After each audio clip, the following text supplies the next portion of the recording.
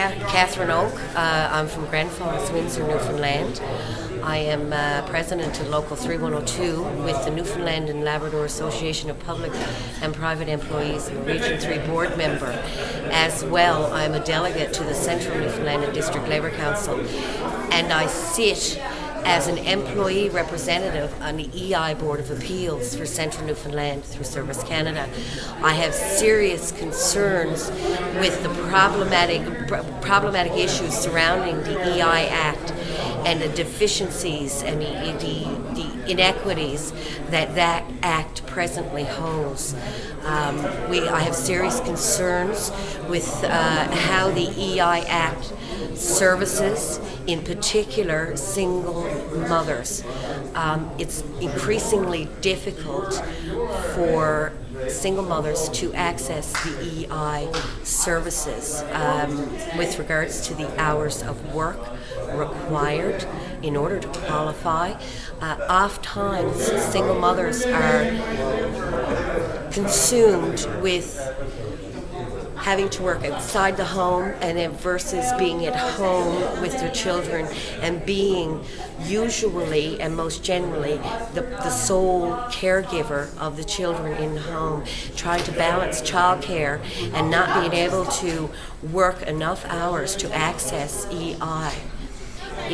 The stress that is placed on the family, on the children, and on the home, it is a shame. It is a crime against workers who work very hard. The EI it is employment insurance. It is an insurance, if you will, that bridges the gap from one employment situation to another employment situation. And the current Act does not provide adequate services to allow everybody who pays into that insurance fund to access. Hours of work are terrible. We have serious issues in Newfoundland and Labrador with regards to our fisher persons and their qualifying times in order to qualify for EI insurance. There needs to be serious changes, and I am concerned. Individuals all over, nationally, our entire country, have paid in, and I'm quite familiar that they paid in on this insurance to afford the bridge from job to job. And unfortunately, the $55 or $56 billion that is in surplus is not accessible for many individuals. And that is wrong. That is not what the original intent of the EI Act was.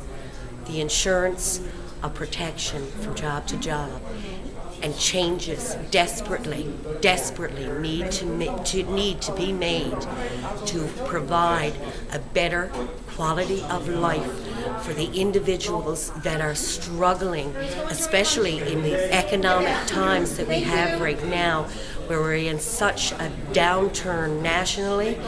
It is offensive to me as a labor activist that the federal government does not take seriously the need of individuals in our country who are struggling from job to job.